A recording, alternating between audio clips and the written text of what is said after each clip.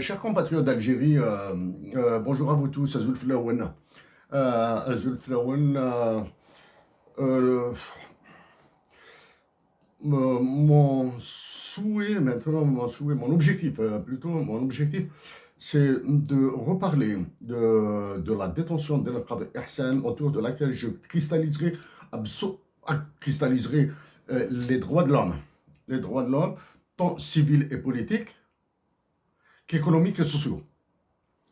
Et sociaux. De plus, sans oublier de ma part, j'aborderai le cas de l'inflation en Algérie que vous avez vécu dignement durant le mois de carême et qui va continuer. Malheureusement, l'inflation qui va continuer, qui va continuer. Ensuite, et comme comme il est de mes habitudes, c'est d'aborder ces aspects cachés dont on vous parle très peu en Algérie, hein, très peu en Algérie. Hein. Quand je dis qu'ils ne sont pas abordés en Algérie, je vise essentiellement les publications, les articles publiés par Algérie Presse Service, hein, sachant que point de presse en Algérie, point de justice en Algérie.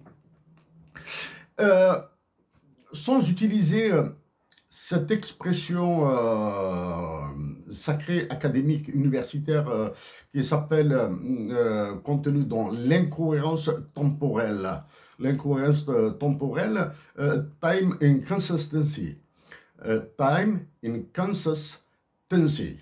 L'incohérence temporelle, c'est-à-dire toutes les décisions qu'on prend à un certain moment et qui sont regrettées après, les décisions qui auraient dû être prises, l'initiative qui aurait dû être prise avant pour que ces résultats soient visibles actuellement, c'est-à-dire j'éviterai d'utiliser les termes de délai de transmission de politique tant sociale, tant politique au sens droit de l'homme, tant qu'économique, financière et monétaire. J'éviterai d'utiliser ces expressions, hein, l'incohérence temporelle, time inconsistency, et les délais de transmission de certaines politiques.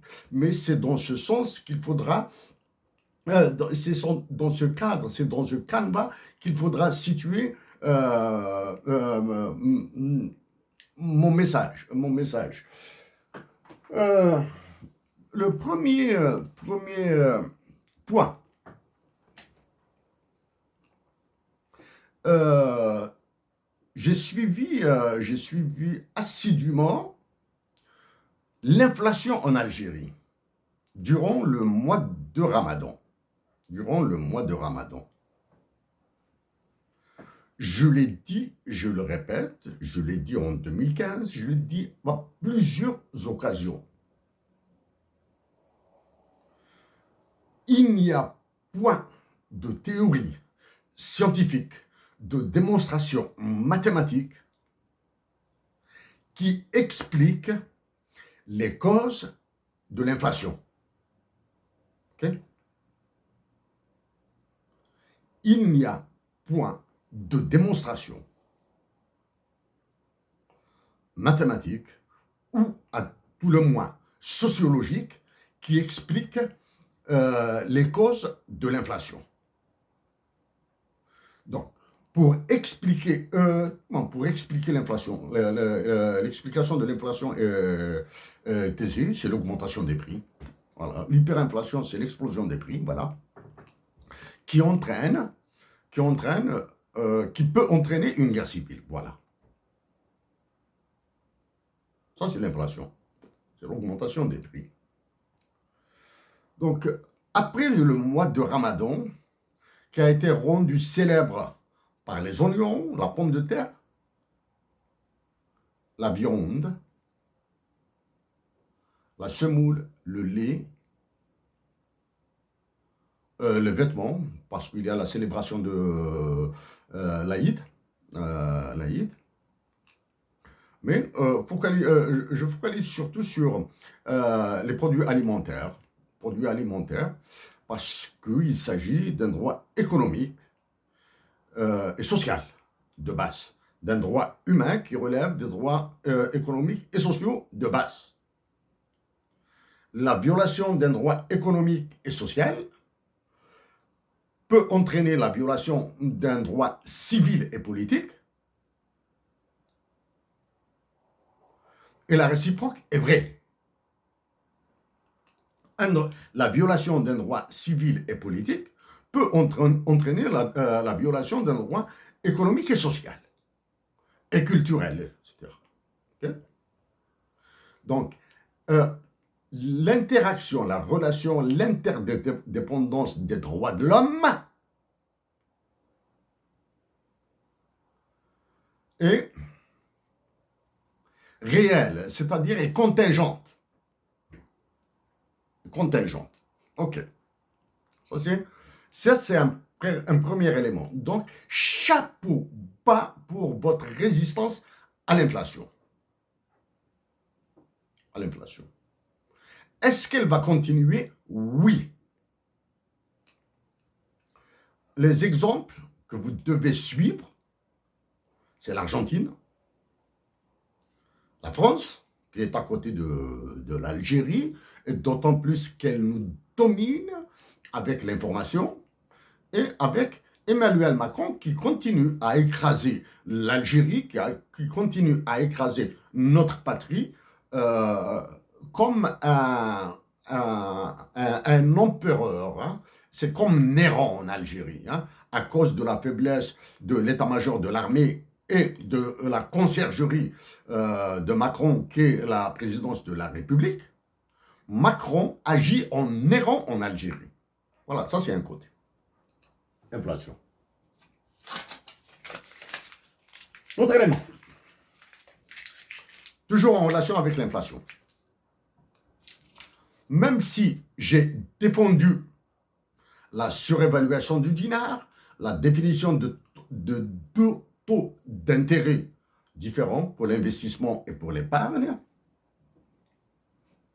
ces éléments doivent être doivent être rendus très clairs dans leur compréhension. Si vous prenez les spéculateurs, les investisseurs, ils voudraient bien que les taux d'intérêt soient supérieurs au taux de l'inflation pour qu'ils gagnent. Autrement dit, si les spéculateurs voient leur taux d'intérêt à la banque inférieur à celui de l'inflation, ils préféreront retirer leur argent des banques pour le mettre dans le circuit de l'économie informelle. D'accord? Pour qu'ils gagnent plus, puisque l'inflation est supérieure. Voilà. Okay? Et quand vous écoutez les économistes français à cause de la langue, et je vous recommande d'écouter plus les économistes anglo-saxons, des médias alternatifs qui parlent des taux d'intérêt, qui parlent de l'inflation et de ses conséquences, plutôt anglo-saxons. Hein. Il faudra, il y a un problème de langue, certes, mais s'il y a possibilité de traduction, pour ceux qui comprennent l'anglais ou quelque chose comme ça, sont très intéressants parce qu'ils sont très, très modérés dans leurs mots. Ils sont modérés, hein, c'est-à-dire ils n'avancent aucune certitude. Parce que c'est ce qu'on appelle les signes noirs. Les signes noirs. Black Swans. OK?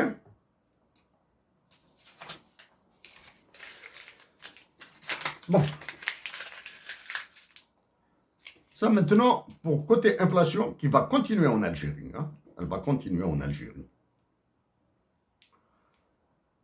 L'une des causes de l'inflation, je dis bien, l'une des causes de l'inflation est le bétonnage des terres agricoles dans le nord de l'Algérie.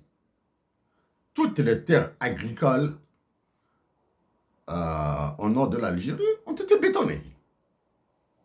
Soit par les constructions, soit par les routes. Elles ont été bétonnées.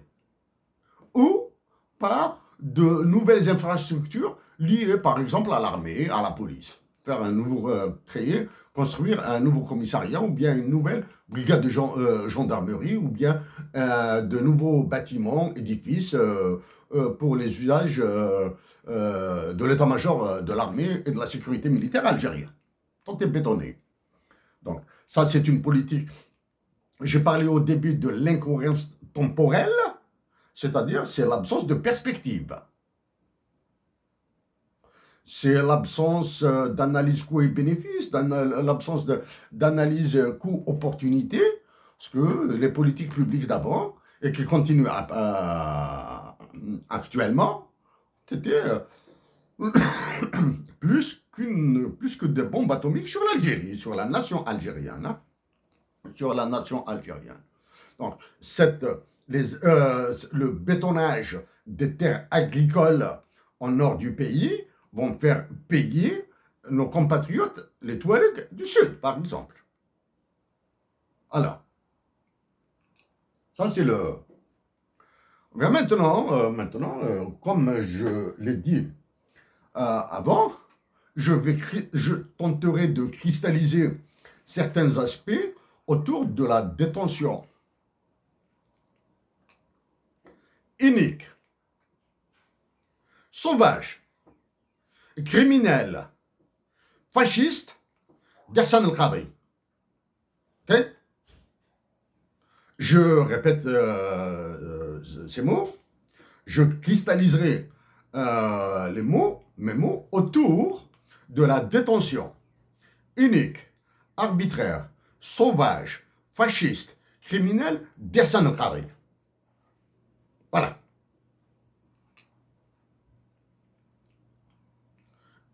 Depuis que la justice en Algérie, quand je dis justice, la magistrature en Algérie a été privatisée, il est hors de question pour moi de parler d'une justice dans l'intérêt de la nation, d'une justice équitable, d'une justice juste. Hors de question. Bien sûr, si la magistrature a été privatisée, le bâtonnat, c'est-à-dire les avocats, et le bâtonnat, les avocats sont soumis à cette même pression, sont soumis à ces mêmes enjeux. La détention d'Hassan el-Khadri n'a absolument rien à voir avec la liberté d'information. Elle n'a absolument rien à voir, je l'ai dit bien avant son jugement. Maintenant, il a été condamné pour un prétendu financement de l'étranger.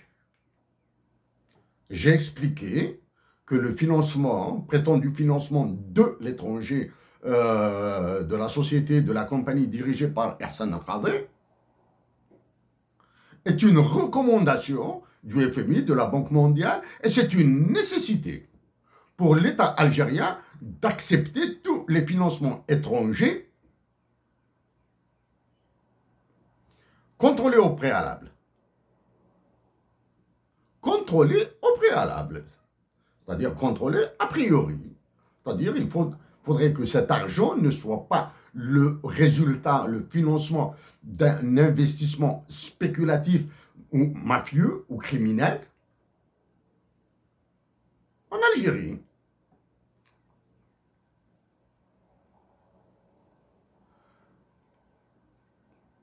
Le financement d'une compagnie, qu'il s'agisse de la compagnie dirigée par Hassan el-Khadri ou d'autres compagnies, à partir de l'étranger, est une nécessité.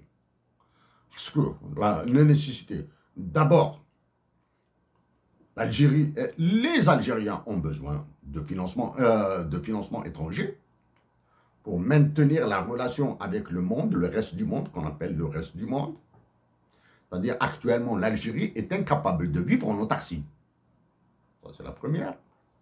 Deuxièmement, tous les financements étrangers sont suivis d'une connaissance, c'est-à-dire du learning, du learning. Hein. On apprend, c'est-à-dire quand un investisseur vous finance, il vous pose ses conditions. Ces conditions et ces pratiques nous permettent d'apprendre, en bien ou en mauvais. D'accord? La détention, plutôt, l'emprisonnement d'Hassan Qadi a montré le niveau d'oppression, de fascisme atteint, imposé par l'état-major de l'armée à la nation algérienne. En plus de tous les caractères que j'ai utilisés pour qualifier la détention d'Hassan Qadi, cette détention d'Hassan est devenue préjudiciable pour les détenus d'opinion, les détenus politiques qui croupissent en prison. La détention d'Hassan el-Qadi est liée certainement, pour sûr, à la guerre que se livrent les généraux entre eux. Ça, c'est la première. Les généraux algériens se livrent une guerre atroce entre eux. 2. À cette élection présidentielle anticipée qui a été décidée, mais qui apparemment sera repoussée. Elle sera repoussée surtout par Emmanuel Macron. Parce que Emmanuel Macron a besoin de l'actuel occupant de la conciergerie de la présidence, de sa conciergerie, qui est la présidence de la République, et il a besoin des mêmes généraux à l'état-major pour qu'ils foutent encore l'Algérie en l'air. Et en foutant l'Algérie en l'air, il maintiendra les pays du Sahel ou la France ou le franc CFA sévit sous sa botte. C'est-à-dire, Macron leur dira crûment, fermez vos gueules. C'est-à-dire, il dira au Mali, au Niger, au Tchad, à la République centrafricaine, au Burkina Faso, au Sénégal, au Maroc, à la Tunisie, fermez vos gueules là. Regardez ce que je fais de l'Algérie et surtout, regardez ce que j'ai fait en France. Si la nation française, avec toutes les forces qui la composent, a cédé à Emmanuel Macron, comment voulez-vous que des pays sous-développés, dirigés par des jeunes militaires, soumis à des pressions infernales du FMI, de la Banque mondiale, des États-Unis, de la Russie et de la Chine et d'autres d'Angleterre, puissent l'affronter? Ça, c'est... La troisième cause de la détention d'Hassan el-Qadi, c'est pour cacher cet enfer que font subir à la nation algérienne le gouvernement, à travers celui qui occupe Saadan là. Celui qui occupe Saadan a été pressenti pour être le candidat président qui sera imposé par l'armée. Le ministre des Finances et du Budget et surtout le gouverneur du four crématoire, de la chambre à gaz, du Courbi, qui est la Banque d'Algérie. Je profite dès à présent pour vous donner un exemple, un cas réel, une situation réelle. Une nouvelle loi sur la monnaie et le crédit est en cours d'élaboration. Elle sera promulguée par ordonnance présidentielle. C'est-à-dire, les crétins, je répète ce mot, les crétins de l'Assemblée, qui sont des députés et des sénateurs, ne verront absolument rien. Et même s'ils voient quelque chose, ils ne pourront absolument rien faire contre. Pour simple Question de majorité. Ils ne comprennent absolument rien à ce qui s'annonce. Ça, c'est la première. Deux, le FMI à la banque, le FMI surtout, a pénétré l'Assemblée de par le passé. Voilà. Trois, parce que c'est de la nature même des députés et des sénateurs algériens. Moutou, c'est bousculé. Quatre, parce qu'à chaque fois qu'ils votent une loi, et même si cette loi a été remodifiée, ils ne peuvent absolument rien faire. Cinq, des députés ont des choses à se reprocher. C'est-à-dire, ils ont des casseroles. Quand je dis ils ont des casseroles, ça veut dire qu'il y a des députés ou sénateurs qui ont bénéficié de crédits non remboursables, qui ont bénéficié d'investissements favorables dans leur entourage, etc. Il y a des députés et des sénateurs qui sont contrôlés par les industriels, c'est-à-dire, faites passer cette loi avant cette loi, etc. Hein? C'est comme ça. Tenons concrètement, l'un des articles qui sera modifié de fond en comble dans cette nouvelle loi des finances, loi sur la monnaie et le crédit, loi sur la monnaie et le crédit, c'est l'article 39 ou 40 de la précédente loi qui a été, précédente loi sur la monnaie et le crédit qui a été promulguée par ordonnance présidentielle. Hein? Voilà. Il touche à la valeur du dinar, à la manipulation du dinar. Maintenant, je parle de la manipulation du dinar rapidement. Je l'en ai déjà parlé en long et large, hein, en gros et dans le détail. Ils ont parlé de l'ouverture de bureaux de change. Cette histoire de bureau de change a commencé il y a longtemps. Elle a commencé les années 90. Ensuite, en 2011-2012, ils ont proposé de supprimer les marchés parallèles des monnaies internationales, de l'euro, du dollar et du dollar canadien.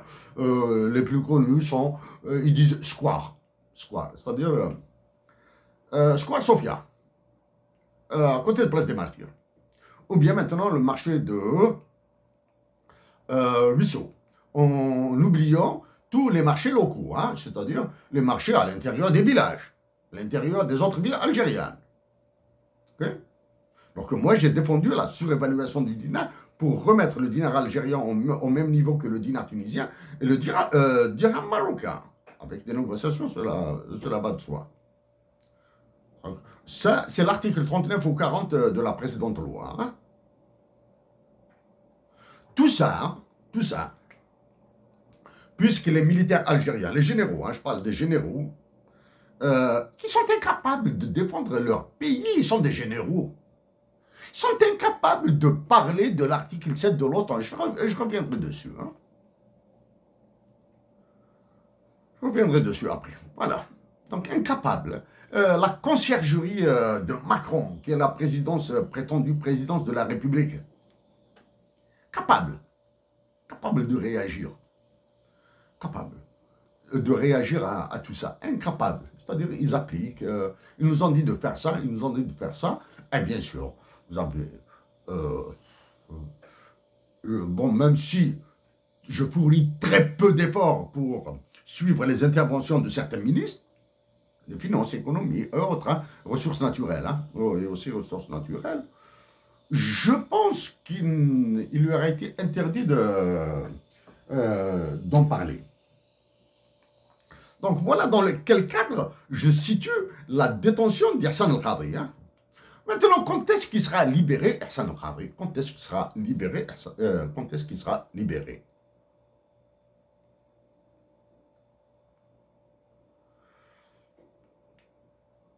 Trois à quatre possibilités.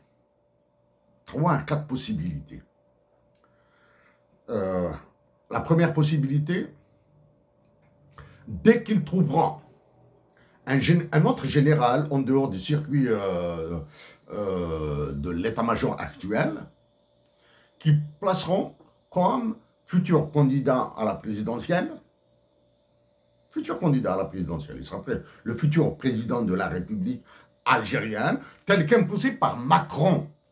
Ça, c'est très important.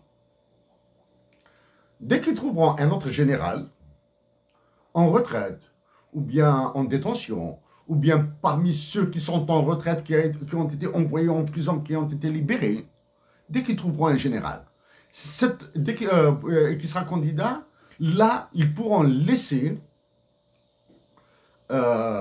pour montrer des signes de décontraction, pour permettre à l'élection présidentielle de se dérouler plus ou moins normalement, etc. Ils pourront libérer Hassan al-Khadri. Ça, c'est la première. Deuxième possibilité. Libérons Hassan al-Khadri quand tous les ordres de la Banque mondiale et du FMI seront exécutés et qu'une fois David Malpass, le président de la Banque mondiale, et Kristalina Georgieva, la directrice générale du FMI, aient donné des ordres à l'Algérie pour libérer des détenus politiques. Bon, bien sûr, là, ils vont leur laisser de la liberté, comment libérer par groupe, etc. etc. Ça, c'est la deuxième. Troisième possibilité pour la libération d'Hassan al-Khadri. C'est vraiment là, c'est vraiment hypothétique. Hein? Emmanuel Macron, il est capable de donner l'ordre aux généraux algériens et à celui qui occupe sa conciergerie à Al-Mouradia de libérer Hassan al-Khadri pour plusieurs raisons. Pour tenter un tant soit peu de redire que la France est un pays des droits de l'homme, qui respecte les droits de l'homme, pour un petit peu resoigner cette France dite des droits de l'homme. Hein. Alors que pour moi, vous le connaissez, vous le savez, la France n'a jamais été une terre des droits de l'homme. Après, l'assassinat de Halim Sili et l'assassinat d'autres Français d'origine algérienne. Voilà. Donc, pour redorer un tout petit peu, pour corriger cette histoire, cette triangulaire entre Algérie, Tunisie et France, hein, cette histoire-là, ce charabia-là, il va tenter de corriger ça. Ça, c'est la première raison qui pourrait pousser Emmanuel Macron à ordonner la libération d'Hassan al-Khadri, et dans ce cas-là, d'autres détenus doivent être libérés. La deuxième raison, elle est plus importante que la première. C'est pour montrer aux Algériens, c'est-à-dire pour nous dire à nous, votre pays, j'en fais une poubelle. J'en fais ce que je veux. Ça, c'est Emmanuel Macron qui voudra nous dire ça. L'Algérie, c'est une poubelle, c'est ma poubelle de la France, avec les voitures d'occasion, avec les Airbus qui viennent de se confirmer, etc., avec les sous-marins nucléaires, etc. L'Algérie est ma poubelle, ça c'est la première. Je vous contrôle de bout en bout. Et par conséquent, si vous réagissez, je vais encore aggraver la guerre au sud. Algérie, Mali, Niger. Je vais encore l'aggraver. 4, l'autre menace, c'est à travers les organisations internationales, comme le FMI, la Banque mondiale, dans lesquelles il a ses entrées. Macron, quand il appelle la directrice générale du FMI ou le président de la Banque mondiale, il est écouté. Il est écouté, il est entendu aussi.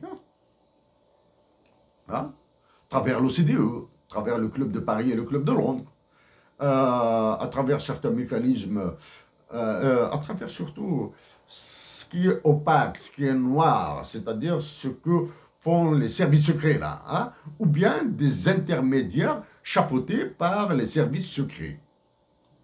Voilà, ça c'est Macron. Donc il pourra intervenir. Ça, Hassan al-Khadri va être vérifié. Vous allez, certains se diront pourquoi Chérif Aïssat prend le parti d'Hassan al-Khadri de cette manière. Et je vais continuer à le faire. Okay. Le parti pris, mon parti pris, il est d'ordre d'abord personnel, strictement personnel. Voilà. Hassan al-Khadri est mon frère. Plus que ça, C'est mon frère, je le défends. C'est personnel. Deuxième, j'ai fourni les arguments politiques. Après, je prends le parti d'Hassan al-Khadri. Les arguments politiques et économiques, en termes de relations internationales, je les ai fournis. Troisièmement, le cas d'Hassan al-Khadri, qui a caché le cas de tous les détenus politiques en Algérie, c'est un cas flagrant de la violation des droits de l'homme. Et moi, je suis un droit de l'hommiste. Je suis un droit de l'hommiste.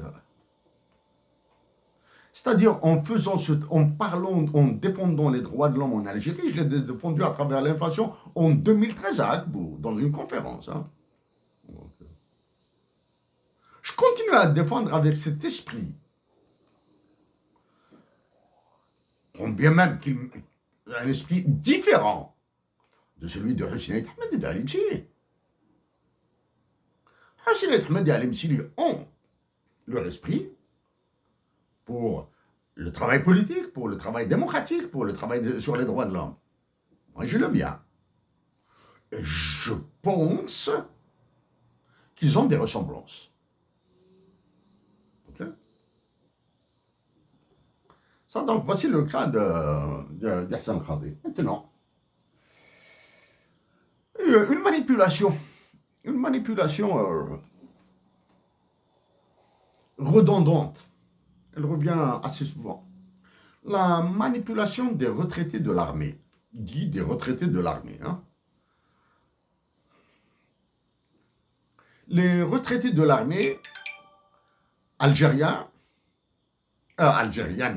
les retraités de l'armée, les militaires algériens retraités, sont l'objet d'une manipulation pire que celle de la Kabylie. Hein. Pire que celle, surtout autour de Tizi Ouzou.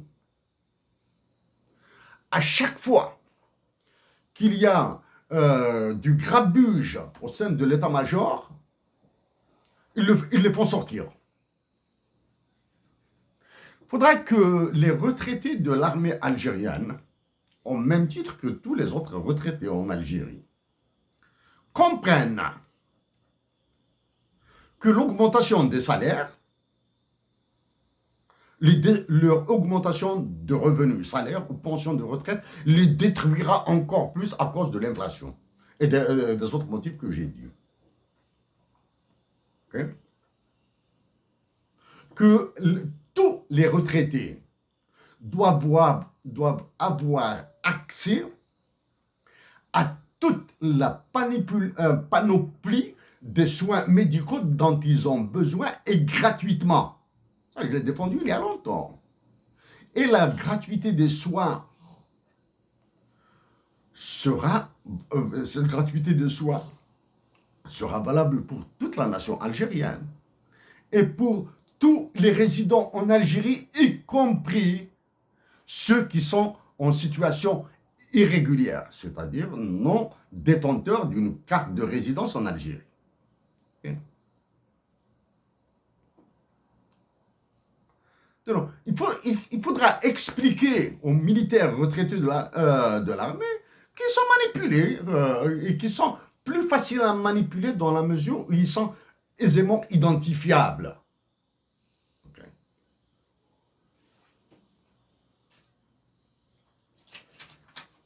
Et non, on passe.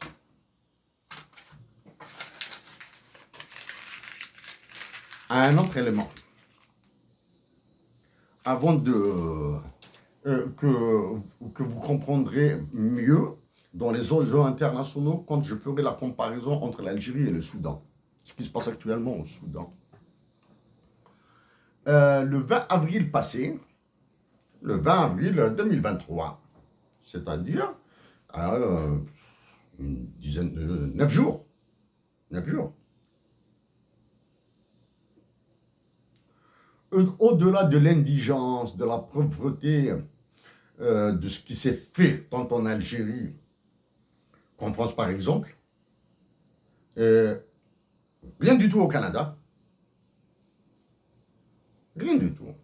Au-delà de l'indigence, de la pauvreté, Cette indigence et pauvreté sont ordonnées par deux éléments. Le niveau d'oppression politique des Algériens, tellement opprimés, même au pôle Nord, un Algérien ne peut pas réagir. Niveau d'oppression. L'absence de coordination, bien sûr. L'absence de coordination. Et continuer à entretenir ce phénomène, c'est devenu un phénomène, hein? C'est-à-dire ils ont réussi à lui enlever le statut d'attribut.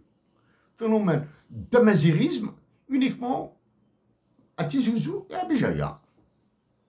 Il faut le laisser uniquement à Tizi Ouzou et à Béjaïa. Alors que la majorité de l'Algérie, il faudra la chercher plutôt dans le sud. Il faudra la chercher de l'est.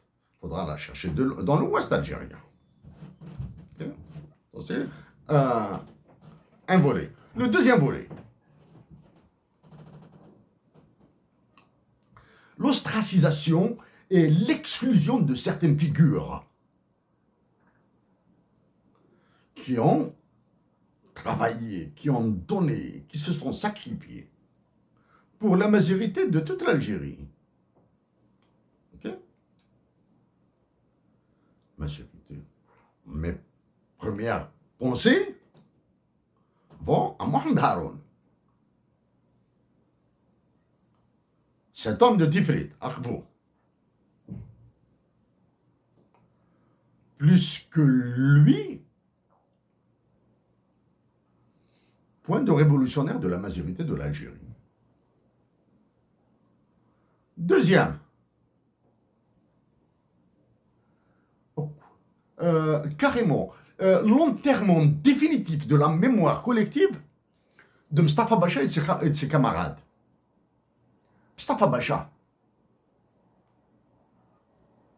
le Dessert. Mustapha Bacha et de ses camarades, c'est l'enterrement ad vitam aeternam de leur mémoire. C'est le deuxième. Mohamed Haroun, Mustapha Bacha.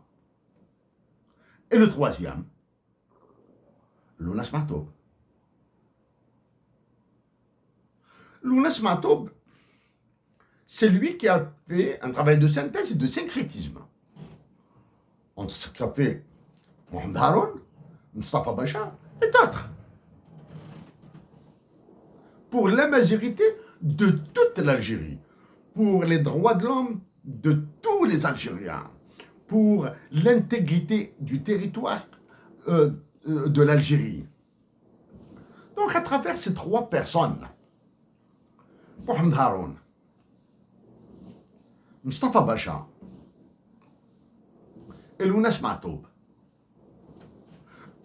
nous devons comprendre qu'il y a ce bonhomme-là, ce bonhomme qui a coûté tant à la démocratie et aux droits de l'homme en Algérie. Ce bonhomme-là qui est en train de faire sa loi sur certaines chaînes de télévision avec des bouquins, qui publie soi-disant des bouquins sans aucune critique, sans aucun truc, qui fait dans les monologues, qui fait etc., etc. Alors que son parcours politique, son parcours d'affairiste, etc., son copinage, ses accointances avec des généraux qui ont ravagé l'Algérie, ben il a la parole libre en France, au Canada, en Algérie, où j'ignore où là, tous les endroits où... en tout cas, il a micro ouvert partout là. Ce bonhomme qui a ravagé la mémoire de ceux qui l'ont fait.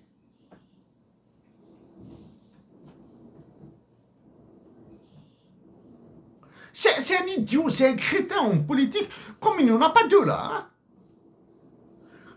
Il n'y en a pas deux comme lui. Hein. C'est un crétin en politique de première. Hein.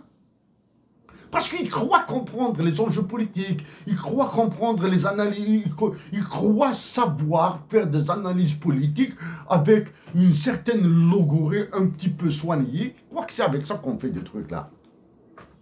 Je le dis là, ce crétin, ce mec-là, il m'a envoyé des personnes là. Hein. Soi-disant des messages. Je sais que c'est lui. Hein. Je sais que c'est lui qui a demandé à ces bonhommes-là qui font ses secrétaires, etc., là, de m'envoyer des messages depuis le temps. Ensuite, ça c'est le 20 avril passé. Là. Maintenant, d'un point de vue plus large, plus noble, plus global. Quand est-ce que les Algériens auront l'audace et le courage, le cran, de parler d'un hymne national bilingue? Ça, c'est la première. De la deuxième, quand est-ce que les Algériens auront le courage, le cran, de parler de la stupidité de l'enseignement de Tamazight et de l'anglais au primaire?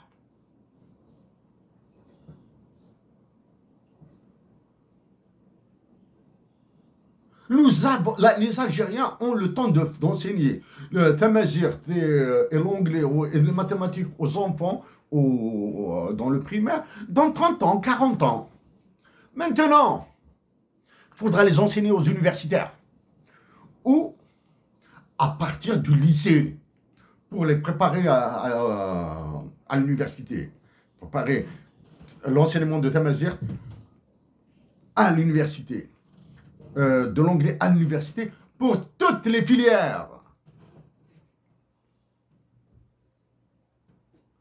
Il n'y a pas que ceux qui font licence d'anglais, ou magistère d'anglais, ou doctorat en anglais, qui étudieront l'anglais. Compris les mathématiciens, du moins les étudiants en mathématiques, en physique, en sociologie. Tu dois lire, là, tu dois lire. Parce que la production francophone est nulle. C'est un zéro pointé, là.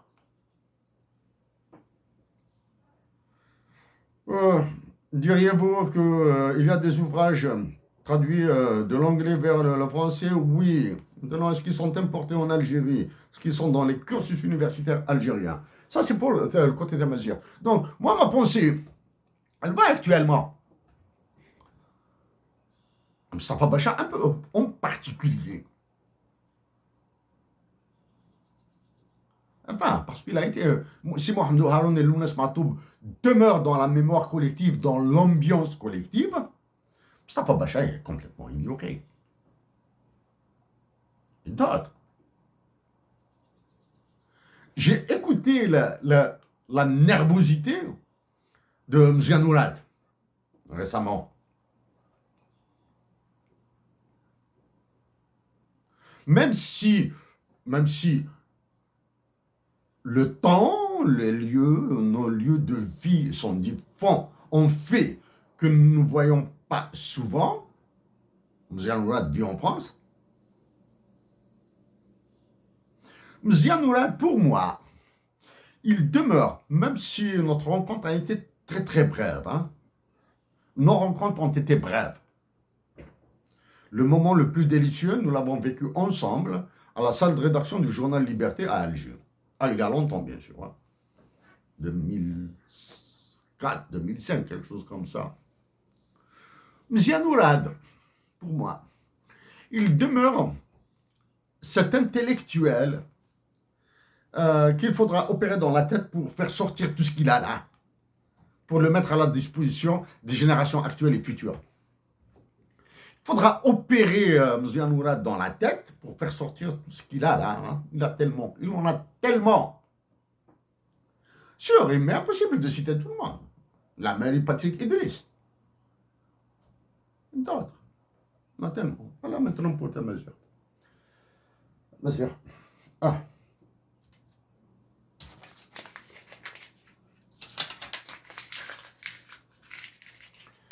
Diplomatie et relations internationales. Les relations internationales et la diplomatie algérienne. De calamité en calamité, de catastrophe en catastrophe, de désastre en désastre. L'élément sur lequel j'éviterai de déblatérer, là, c'est l'accord d'Alger dit de 2015. La paix au Mali, là.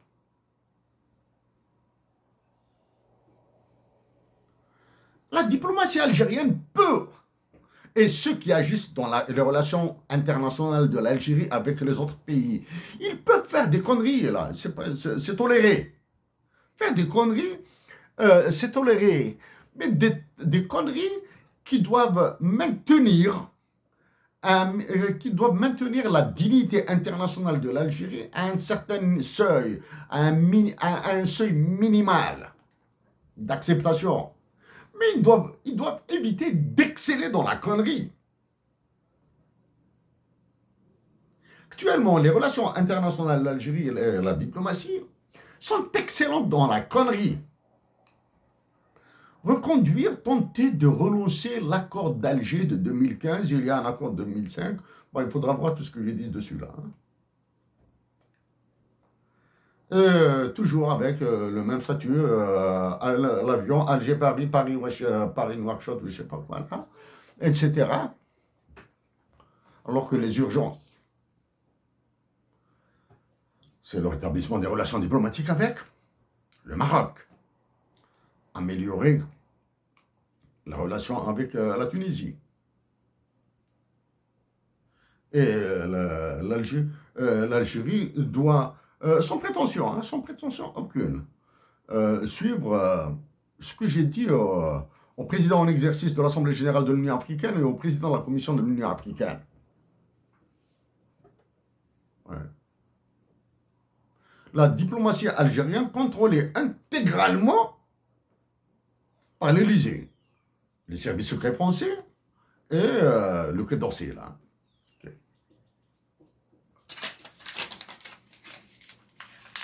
Alors, est-ce qu'une comparaison entre l'Algérie et le Soudan est soutenable?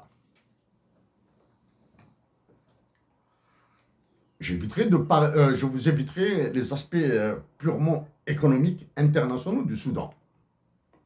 La dernière action qui a été faite, du moins dont je suis au courant, qui a été faite au Soudan, c'est le déplacement de l'ancien directeur général du FMI, Dominique Strauss-Kahn, ancien ministre de l'économie de la France, au Soudan, pour lancer des hedge funds, des fonds spéculatifs là-bas. Ça, c'est une économie. J'éviterai d'aller sur certains aspects liés aux ressources naturelles du Soudan, comme l'or et le diamant, qui sont contrôlés par des généraux mafieux de l'armée soudanaise. Okay, mais par contre, l'eau est un enjeu terrible, avec le Nil blanc et le Nil bleu, qui traversent le Soudan pour alimenter l'Égypte, et tous les accords qu'il y a avec l'Égypte, avec les objectifs des pays du Golfe pour faire leur agriculture au Soudan, comme ils l'ont fait en Éthiopie, comme ils veulent la faire en Algérie, avec sous couverture de la connerie, de la stupidité de ce qui est appelé la finance islamique. Non. Le Soudan, maintenant, est-ce qu'il est comparable à l'Algérie? D'un point de vue taille, oui. D'un point de vue politique, dictature militaire au Soudan, dictature militaire en Algérie. Ok? D'un point de vue anthropologique, les différences qu'il y a au Soudan existent en Algérie. Ne s'expriment pas dans les mêmes intensités, mais elles existent. Le cheminement politique du Soudan, est-ce qu'il ressemble à l'Algérie? Oui. Une période d'islamisme fasciste intégriste au Soudan, avec Hassan al-Tourabi, et une période d'islamisme fascisme en Algérie. Les deux islamismes se sont accoquinés avec les dictatures militaires. Quand l'entente n'est plus valable, ils se sont fait la guerre. Okay? Ça, ce sont des éléments rapides. L'autre élément, le Soudan a été partitionné. Il y a actuellement le Soudan du Sud et le Soudan, capitale Khartoum et Juba. Est-ce que l'Algérie va être partitionnée? C'est l'objectif d'Emmanuel Macron et des Américains. Ok? C'est-à-dire, nous créer un Kosovo au nord du Mali, du Niger, dans le sud de l'Algérie. C'est-à-dire, tout ce qui est ressources naturelles partira à l'étranger. Est-ce que l'Algérie est partitionnable? Froidement, de glace, je le dis, oui. D'accord? Les enjeux maintenant internationaux. Les autres enjeux internationaux. Est-ce que le Soudan est l'enjeu de puissance entre la Russie, la Chine, la France, les États-Unis et l'Angleterre, l'Italie? Oui. Je vous l'ai dit il y a longtemps. Obori One Belt One Road Initiative, hein, la route de la soie de la Chine, il y a de la langue, il y a de l'économie, il y a de l'argent, il y a du commerce, il y a du business, et il y a de la guerre. D'accord? Si tous les moyens économiques, culturels, financiers, monétaires ne suffisent pas, il y aura la guerre. Donc la Chine et la Russie peuvent encore entretenir la guerre contre les États-Unis, la France et l'Angleterre. Ils peuvent encore entretenir la guerre au Soudan, du moins, dans tout le Soudan. Hein. Soudan, Khartoum, le Soudan du Sud, et séparer encore plus le Darfour pour faire une autre république avec le sud de la Libye. La Libye, le désastre de la Libye. Donc, tout ça, est-ce que le Soudan et l'Algérie se ressemblent? Oui. Une pauvreté extraordinairement dangereuse dans les deux pays. La pauvreté en Algérie fait très peur. La pauvreté en Algérie, elle fait très peur. Elle fait mal à ceux qui sont très pauvres. Et elle fait peur à tout le monde. C'est-à-dire, y compris aux riches. C'est pour cette raison que les riches peuvent tuer les pauvres. Ensuite, les autres fléaux au Soudan et en Algérie. Oui, la prostitution au Soudan, jetez un coup d'œil sur YouTube et vous allez en voir. En Algérie, c'est la même chose. Les agressions, les crimes de droit commun. Finalement, en Algérie, les crimes de droit commun, bon, bien maintenant, récemment, c'est des attaques à main armée de certains postes en Algérie. C'est-à-dire, maintenant, les mafias commencent à apparaître dans les espaces publics. Hein. C'est-à-dire, elles agissent à visage découvert, même si elles sont masquées, dans les espaces publics. La poste, l'hôpital, etc. Et ils peuvent aller maintenant dans les écoles. Ces anticipations, il y a longtemps que je les ai faites. Hein. Maintenant. Macron.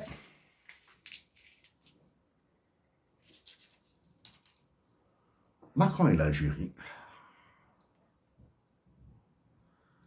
La séquence de l'annulation de la visite prévue en mai en France et son rétablissement pour juin dit presque tout. Presque tout. Ce qu'elle cache, c'est le langage. Ce sont les mots utilisés. C'est tout. Le langage, autrement. Le langage, hein, c'est-à-dire vraiment le vocabulaire utilisé. C'est tout. Mais sinon, pour le reste, tout est clair, ou du moins pour moi. La visite prévue à Paris a été annulée. Des arguments par-ci par-là avancés, mais moi je dis que la visite a été annulée parce que le candidat prévu pour la prochaine élection législative, la prochaine élection présidentielle en Algérie, c'est celui de Saad. Le Premier ministre, il était clair. Parce qu'actuellement, il n'y a pas un stock de généraux capables de se présenter pour diriger l'Algérie. Hein. Parce que la succession des états-majors a complètement décrédibilisé, si tant est, les différents états-majors. Hein. Il suffit au niveau de l'état-major, des généraux qui ont été en prison, qui ont été libérés pour décider de l'avenir de l'Algérie. Alors que Hassan al-Qadri et d'autres innocents continuent à être en prison. Okay? Macron, c'est la énième fois qu'il a démontré qu'il impose sa loi à l'Algérie. Évacuons Macron maintenant, parce que j'en ai dit quelques mots avant sur lui. Est-ce que la visite en juin reposera au moins deux questions? Deux questions. L'article 6 de l'OTAN, ok, et la créance que détient l'Algérie sur la France. La créance, ok. Est-ce que la France acceptera, c'est grave ce que je veux dire là, est-ce que la France acceptera la surévaluation du dinar algérien? Alors, est-ce que la question de l'article 6 de l'OTAN sera soulevée en France pour demander son abrogation? Voilà maintenant. Mais maintenant, en rétablissant pour juin prochain la visite, programmons l'influence, Macron parlera avec un doigt comme ça. Toi, tu fais ça, du moment qui vient. Toi, tu fais ça, et tu fais ça, et tu fais ça, et tu tais. Voilà. Comme ça qu'il parlera. Hein? Maintenant, il peut utiliser un petit peu les formes, là. Ah, s'il te plaît, tu fais ça, tu fais ça, tu fais ça, et tu fais ça. Comme ça, avec le doigt. Hein? Donc, qu'est-ce qui est passé à la trappe? La visite de Moscou. Et il était question d'une certaine visite d'État à Moscou. Hein? Elle est passée à la trappe. Parallèle. L'Algérie, du moins l'État algérien, la conciergerie de Macron, la présidente de la République, a parlé de l'adhésion au BRICS, alors qu'il y a d'autres organisations internationales, du moins d'autres regroupements internationaux d'États qui existent. Hein, le Vietnam, le Pakistan, l'Indonésie, tout ça. Hein, L'Inde, dans un autre groupement, l'Algérie peut créer un groupe. Alors que l'Union du Maghreb arabe est foutue complètement en l'air, la Ligue arabe complètement foutue en l'air, l'Union africaine complètement foutue en l'air, l'Algérie veut adhérer au BRICS. Soit l'Algérie adhère au BRICS. Quelles sont les conditions qui seront imposées par Moscou et celui qui occupe le Kremlin actuellement? Hein? Il a la réputation d'être froid et dur. Monsieur, au lieu d'acheter ton armement de France, les sous-marins, les avions Rafale, etc., hein, tu continues à acheter mes milles. Ça, c'est la première. Deux, tu achèteras mon blé, sachant qu'il y a la sécheresse qui s'en, etc. Okay. Et tu accepteras le nouveau système d'échange monétaire qui a été mis en œuvre par la Chine et la Russie pour sortir du SWIFT. Okay. Le SWIFT, c'est la transaction internationale, monétaire, hein, les paiements internationaux. Hein. La Chine. Quelles sont les conditions qu'imposera la Chine à l'Algérie? Du moins, à l'Algérie, aux militaires, là, aux généraux et à celui qui est à Sadan, à El Moradia, la conciergerie de Macron. Là. Quelles sont les conditions? Première, c'est l'accélération de la réalisation du port de Cherchel, hein, du côté de Cherchel. Ce port a été oublié complètement. Donc le Chinois, le président de la Chine lui dira, le port chinois en Algérie, du côté de Tipaza, doit être construit le plus tôt possible, doit être terminé le plus tôt possible. Et puisque nous, Algériens, n'avons ni la technologie, ni la compétence, et nous avons surtout le fainéantisme et la corruption, c'est une société chinoise qui le construira. Et ce port chinois en Algérie fera partie de Obori, One Belt, One Road Initiative, de la route de la soie. Parce que le canal de Suez est un problème très sérieux au niveau international. Donc voici, globalement, pour l'aspect de la domination d'Emmanuel Macron de l'Algérie. Maintenant, avez-vous compris que j'ai évité de parler des États-Unis d'Amérique? Que ce qui vient des États-Unis d'Amérique est encore plus monstrueux. Ce qui vient des États-Unis est encore plus monstrueux. Parce que pour les États-Unis d'Amérique, c'est simple. Ou tu fais ce qu'on t'ordonne, ou on te massacre. Le futur massacre qui s'annonce, il est systémique, c'est-à-dire il est mondial. C'est la gestion de l'inflation par les États-Unis. Hein, de Federal Reserve, hein, par la Banque fédérale. Hein, à la Réserve fédérale, le Federal Reserve. Écoutez, Jérôme Powell, ce qu'il a dit, ça fait très très très peur.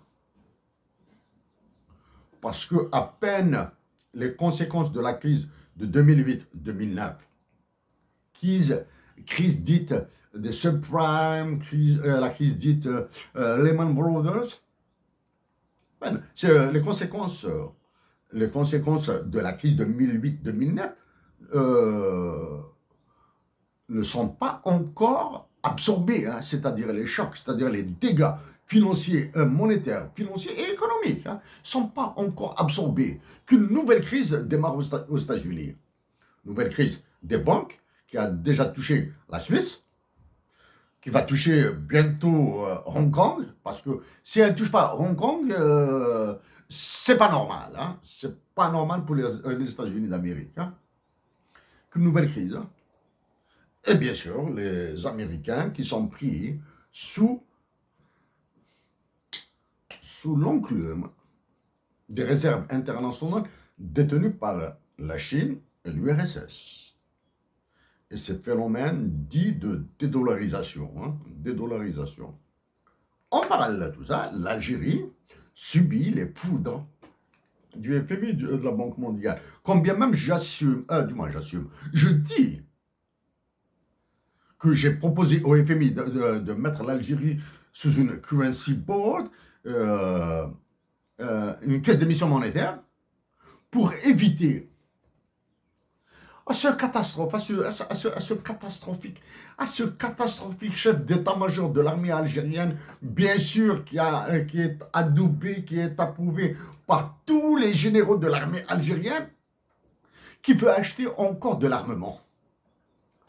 Avec le très peu de dollars que nous avons très peu de dollars, et la crise qui s'annonce pour 2024 et 2025, sans oublier les conditions climatiques, peut-être que c'est une sécheresse, l'Algérie c'est la sécheresse, et ce bonhomme-là, une catastrophe, calamité, appuyée par une calamité, le chef d'état-major de l'armée, il veut acheter de l'armement, au lieu d'acheter des médicaments, au lieu d'anticiper l'approvisionnement des hôpitaux et des universités et des écoles, etc., il veut acheter de l'armement. Chers compatriotes d'Algérie, je répète, les conditions de travail au Canada sont devenues extrêmement difficiles. Je continuerai à faire ce que je peux pour notre patrie. Bien sûr, ce qui m'est très difficile, moi, c'est de classer les sujets que je dois aborder. Aborder les droits de l'homme, aborder les relations internationales, aborder la monnaie, aborder la politique de terreur de l'état-major, aborder la majorité. Ça maintenant, c'est devenu tellement, la situation de l'Algérie est tellement complexe et compliquée que je me retrouve dans l'obligation d'aborder des sujets très complexes sans aborder les aspects techniques. Hein, les aspects techniques. On va parler de relations internationales sans parler d'équilibre, parler d'économie sans parler de la balance des paiements et de la position extérieure nette de l'Algérie, et sans cette crise de l'or qui est là. Hein, la crise de l'or, elle est là. La crise de l'or, elle s'est installée. Hein. Pour moi, j'éprouve beaucoup de gêne. Hein. J'ignore où se trouve l'or de l'Algérie, j'ignore comment est géré l'or extrait en Algérie, j'ignore où est-ce qu'il est déposé, à quel coût les taux de participation des entreprises étrangères, etc. J'ignore tout ça. Du moins, j'évite de parler de tout ça en ignorant énormément d'informations. Quand il n'y a pas de démonstration, j'ai l'habitude d'utiliser des chiffres, j'ai l'habitude d'utiliser le droit international dans mes mots. Mais ce que je viens de vous dire là, vraiment, c'est vraiment très, très, très, très, très en surface là. Chers compatriotes, en vous disant que l'exil me tue.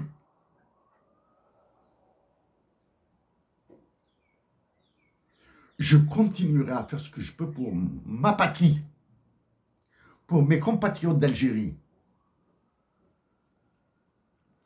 avec cette douleur de l'éloignement et avec cet amour de Racine. Merci à vous tous.